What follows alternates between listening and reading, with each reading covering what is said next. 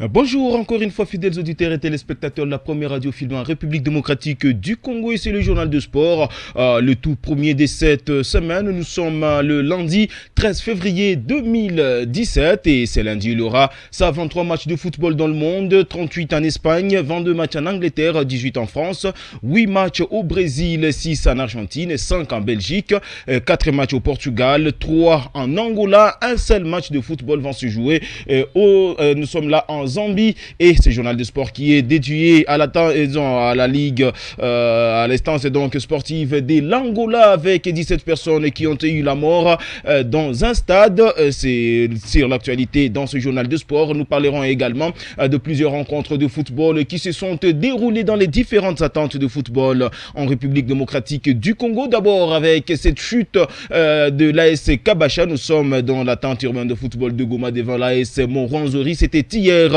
au stade Les Volcans de Birere. Nous parlerons également des 5-0 qui ont été réalisés hier par Kivu United devant le RC Goma École de foot avant de partir tout droit à Butembo avec le match amical qui a mis aux prises l'AS Nyuki de Butembo au cercle sportif Eldorado de Bunia. L'AS Nyuki multisystème qui s'est incliné devant cette équipe de Bunia, mais aussi des derbys qui a eu lieu à Kisangani. C'était hier en marge du championnat local de la tente urbaine de football de Kisangani. Les journaux de sport Didi Masta qui suit à la présentation, Agrippa Itenga et Michel Songo nous réalisent respectivement à la télévision et à la radio et nous sommes là en direct sur Kivu 1. Bienvenue, bonjour à vous tous.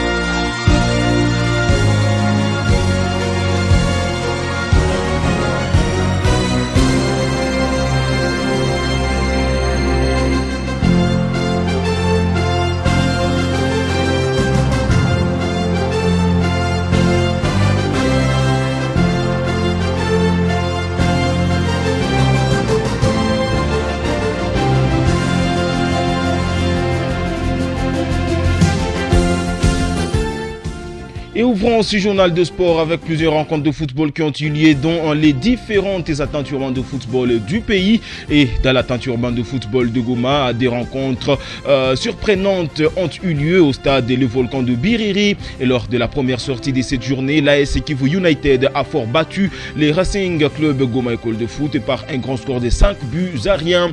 Et dès le début de cette manche, à la 3e minute de jeu, les Gomatraciens de Goma École de foot ont loupé le tout premier penalty de la rencontre avec une frappe qui va passer au-dessus de la transversale et la Kivu United qui va alors ouvrir la marque et dans seulement 3 minutes va donc obtenir le deuxième but de la rencontre. Les deux équipes sont allées à la pause quand le Marquoir a marqué déjà 3-0 pour Kivu United et des retours des vestiaires. Kivu United va inscrire 2 autres buts et ce qui renvoie les deux équipes à la fin de la rencontre avec un score de 5-0 pour Kivu United et bien entendu les Gomatraciens de Goma École de foot qui n'ont eu rien comme réalisation tout au long des 90 minutes de jeu que ce match a compté.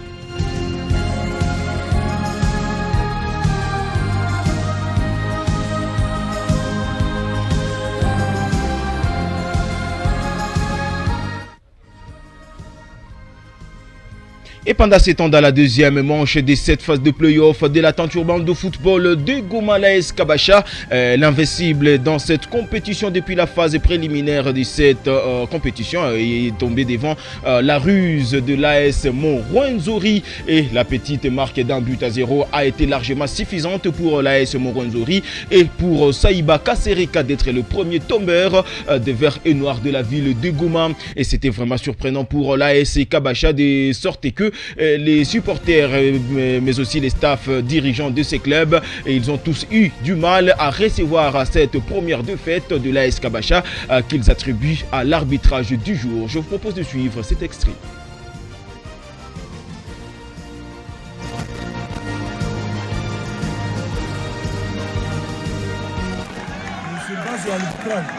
L'arbitrage n'est pas bizarre. na ile arbitrage ndio inakreye hii sandu ya mstadi. Na mara nyingi fujo zinaletoka mstadi mzuri arbitrage ndio iko haiko mzuri la hauteur ya match niko. Lakini zeni mnafanya kama sasa mzuri supporter wakati.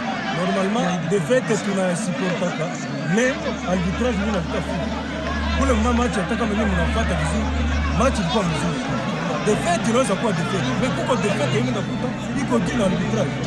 Na wakati wewe nakuta wengine wanakata arbitre alikuwa disqualifié. Pour recyclage alikuwa disqualifié hapa Goma. Anaenda kini disqualification. Mais unaenda kusa ifikie na mtia mwalimu match niko nguvu. Na inamshinda inaonekana wasiwasi. Trois buts zote hizo Real. Tena mita bila yala wanakataa. Mudeze mita bila kwa. Unaenda kutafuta mazuri ya maneno ya fanatiki. Sasa façon ya gani hapo? No. Match ishaisha.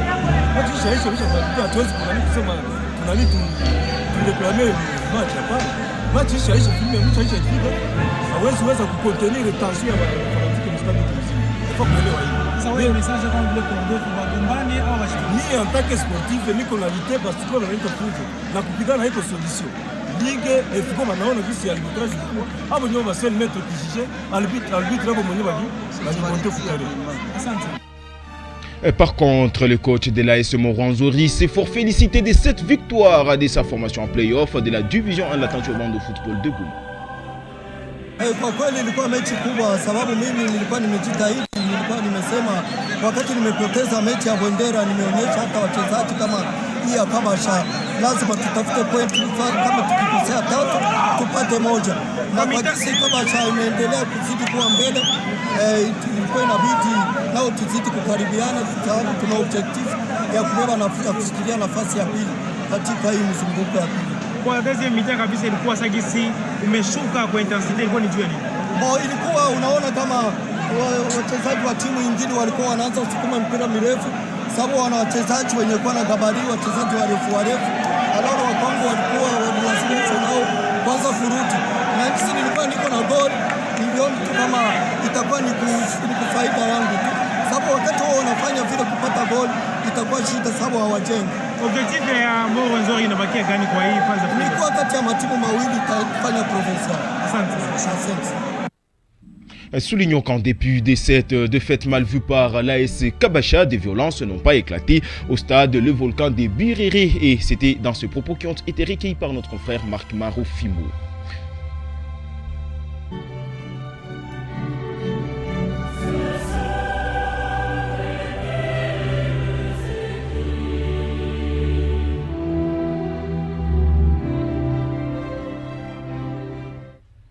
Et puis pendant ces temps, un autre duel des titans s'est déroulé au stadium Matokeo de Butembo. Il s'agissait ici du match amical retour entre l'AS Nyuki de Butembo et les cercles sportifs Eldorado de Bunia. Les multisystèmes de la ville de Butembo se sont inclinés par une petite défaite, bien entendu, d'un petit score d'1-0 devant Eldorado de Bunia. Et c'était 1-0 le score final de cette rencontre. Le samedi dernier, lors du match aller, les deux formations s'étaient séparées par un nul des débuts partout. Par contre, à Kisangani au stade de Lumumba, c'était les derby Boyomé dans les championnats de la tente urbaine de football de Kisangani. La SNK a remporté ces derbys par un score de 3-1 face à son grand rival, les tout solides Malekesa. Et c'était hier, 12 février 2017. Et lors du match aller, les deux formations s'étaient séparées par un score d'1-0. Bien entendu, un match qui a été remporté une fois de plus par l'AS Nika de Kisangani.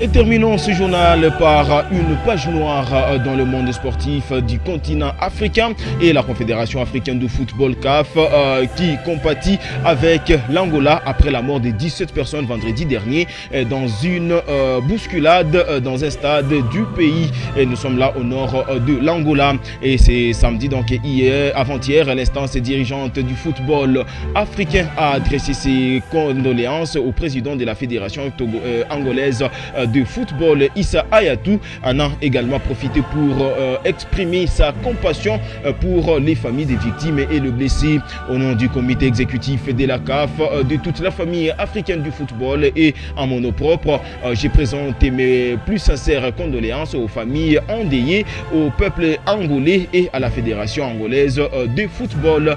Nos pensées sont avec eux en ces terribles moments et je souhaite un propre rétablissement aux blessés en espérant qu'ils puissent rapidement reprendre leurs activités, a déclaré le patron de la CAF avant de rassurer les autorités du football angolais et quant à la disponibilité de son organisation à les aider. Et une enquête va être donc ouverte pour connaître les véritables causes de ces drames qui a endeuillé plusieurs familles dans le monde du football angolais. Et c'est la fin de ce journal de sport sur Kivu 1. Merci à vous tous et vous toutes de l'avoir suivi. Le prochain rendez-vous, c'est à retrouver demain à la même heure, mais aussi ce soir dans Kivu Soir pour une nouvelle livraison d'actualités sportives. Portez-vous bien sur Kivu 1. Au revoir.